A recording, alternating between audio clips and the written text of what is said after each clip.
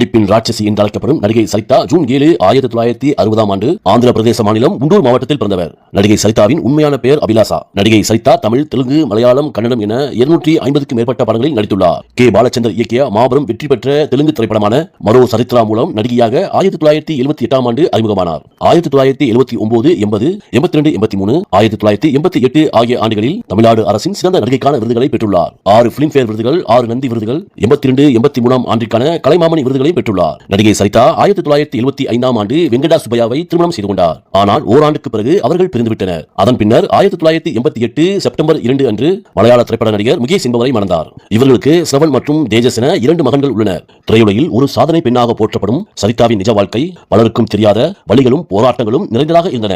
திருமணம் முடிந்ததும் கேரளாவில் உள்ள தன்னுடைய வீட்டுக்கு முகேஷ் சரிதாவை அழைத்துச் சென்றார். அதன் பின்னர் சிறிது காலத்திற்கு பிறகு முகேஷ் மற்றும் முகேஷ் குடும்பத்தினரால் திரைப்படங்களில் கதாநாயகியாக நடிப்பதற்கு தடை செய்யப்பட்டது. இதன் காரணமாகவே முன்னணி நடிகையான சரிதா டப்பிங் கலைஞராக உருவெடுத்தார். அக்காலகட்டத்தில் முன்னணி நடிகையாக திகழ்ந்த சரிதாவின் புகழை பொறுக்க முடியாமல் அவரது கணவருமான மலையாள நடிகருமான முகேஷ் நடிகை சரிதாவை பல கொடுமைகளுக்கு ஆளாக்கினார். சரிதாவின் கூற்றுப்படி முகேஷ் ஒரு தற்பெருமை கொண்டவராக இருந்திருக்கிறார். தன்னை விட உயர்ந்த இடத்தில் சரிதா இருப்பதை அவரால் பொறுத்துக் கொள்ள முடியவில்லை. அதனால் சரிதாவின் தன்னம்பிக்கையை சிதைக்கவே சரிதா உடல் ரீதியாகவும் மன ரீதியாகவும் துன்புறுத்தப்பட்டார். நடிகை சரிதா தான் கர்ப்பமாக இருந்த காலத்தில் சந்தித்த உடல் ரீதியான வன்கொடுமைகள் மிகவும் துயரமானவை. தான் கர்ப்பமாக இருந்தபோது முகேஷ் தன்னை வயிற்றில் எட்டி உடைத்ததாகவும் அதனால் தான் கீழே விழுந்து துடித்ததாகவும் சரிதா கூறியுள்ளார். சரிதா வலியால் அழுது கொண்டிருந்த போது, நீ ஒரு சிறந்த நடிகை, நன்றாக அழுகிறாய், இன்னும் அழு என்று கூறி முகேஷ் சரிதாவை பார்த்து கிண்டல் செய்துள்ளார். நடிகை சரிதா 9 மாத கர்ப்பிணியாக இருந்தபோது இருவரும் வெளியில் சாப்பிட்டு விட்டு வரும்போது சரிதா காரில் ஏற முயன்றுள்ளார். அப்போது முகேஷ் முன்னும் பின்னுமாக காரை வேகமாக இயக்கி சரிதாவை ஏற விடாமல் விளையாடியுள்ளார். இதில் சரிதா நிலை தடுமாறி கீழே விழுந்து அழுதுள்ளார்.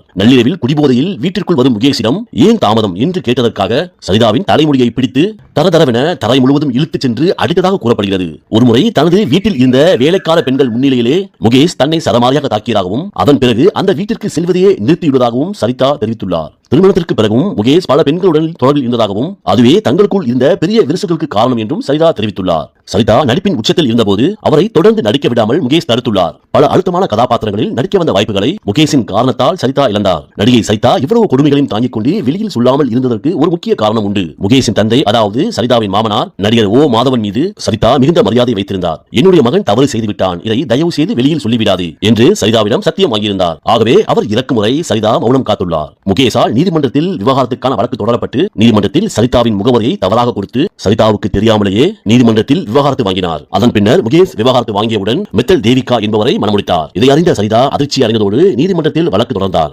ஆனால் சரிதாவால் முகேஷ்க்கு எதிரான வழக்கில் வெற்றி பெற முடியவில்லை. சரிதாவுக்கு முறையான விவாகரத்து வழங்கிய பின்னரே முகேஷ் முறைப்படி திருமணம் செய்து கொண்டார் என்ற நீதிபதியின் தீர்ப்பை கேட்டு நீதிமன்றத்திலேயே மயங்கி விழுந்தார் நடிகை சரிதா.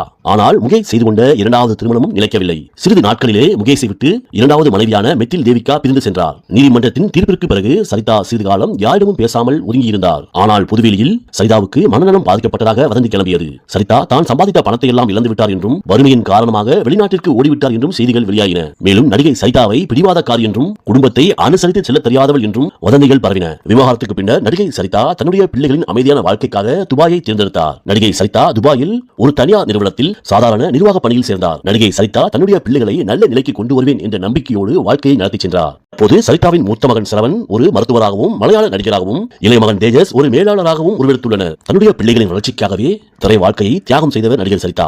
80 மற்றும் 90களில் தென்னிந்தியாவின் டாப் ஹீரோயின்கள் பலருக்கு சரிதாவின் குரல் தான் அடையாளமாக இருந்தது. ஆக்ரோஷமான பெண் போலீஸ் அதிகாரியாக விஜயசாந்தி நடித்த வைஜெயந்தி IPS போன்ற படங்களுக்கு சரிதா கொடுத்த கம்பீரமான குரல் விஜயசாந்திக்கு லேடி சூப்பர் ஸ்டார் போன்ற பட்டத்தை பெற்றுத்தர ஒரு முக்கிய காரணமாக அமைந்தது. படையப்பா, நீலாம்பரி மற்றும் அம்மன் திரைப்படங்களில் சரிதா கொடுத்த குரல் வரலாற்றின் சாதனை பக்கமாகும். குறிப்பாக நீலாம்பரியின் மிரட்டலான சிரிப்பு சரிதாவின் குரல் ஜாலத்தால் உருவானது. மொழி தெரியாத பல நடிகைகளுக்கு தமிழில் மிகச்சரியான உச்சரிப்புடன் குரல் கொடுத்து அவர்களை தமிழ் ரசிகர்களிடம் நெருக்கமடைய செய்தார். சரிதா பிறப்பால் தெலுங்கராக பிறந்தாலும் சரிதாவை ஒரு சிறந்த நடிகையாக கொண்டாடியது தமிழ் மக்களும் தமிழ் திரையுலகமும் தான். இயக்குனர் கே. பாலச்சந்தர் சரிதாவை தமிழுக்கு கொண்டு வந்த பிறகு சரிதா தமிழை நன்றாக கற்றுக்கொண்டு மிக துல்லியமான உச்சரிப்புடன் பேசத் தொடங்கினார். சரிதாவின் தனித்துவமான கண்ணீர் குரலும் யதார்த்தமான நடிப்பும் சரிதாவை ஒரு அசல் தமிழ் பெண் போன்ற பிம்பத்தை ரசிகர்களிடையே உருவாக்கியது. குறிப்பாக டப்பிங் துறையில் சரிதா தமிழை உச்சரிக்கும் விதம் பல முன்னணி தமிழ் நடிகைகளையே வியக்க வைத்தது. சுமார் 22 17 ஆண்டுகால நீண்ட இடைவேளைக்கு பிறகு சரிதா அவர்கள் மீண்டும் கேமரா முன்னால் நின்ற மாவீரன் திரைப்பட அனுபவம் நடிகை சரிதாவின் கலை பயணத்தில் ஒரு உணர்ச்சிகரமான மறுபிறப்பாகும். நீண்ட காலம் துபாயில் ஒரு சாதாரண பெண்ணாக வாழ்ந்துவிட்டு இந்தியா திரும்பிய சரிதா மாவீரன் படப்பிடிப்பு தளத்திற்குள் நுழையும் போது நடிகர் சிவகார்த்திகேயன் மற்றும் இயக்குனர் மடோன் அஸ்வின் முதல் கடைநிலை ஊழியர் வரை அனைவரும் எழுந்து நின்று நடிகை சரிதாவுக்கு கொடுத்த அந்த வரவேற்பு கைத்தட்டல் அவரது கண்களை குளமாக்கியது. ஆனால் சரிதாவின் கண்களை குளமாக்கியது கண்ணீர் அல்ல, ஆனந்த பொன்னீராகும். நடிகை சரிதா அவர்கள் வாழ்க்கை நமக்கு கற்பிக்கும் பாடம் ஒன்றுதான். வாழ்க்கை உங்களை எத்தனை முறை கீழே தள்ளினாலும் உங்கள் திறமையையும் சுய மரியாதையும் நீங்கள் இறுக பற்றிக் கொண்டால் காலம் உங்களை மீண்டும் அருகணையில் அமர்த்தும். தமிழகத்தின் நடிப்பு அரசியாக இன்றும் என்றும் நம்முடைய இதயங்களில் நடிகை சரிதா நீங்கா இடம் பிடித்திருப்பார். நன்றி.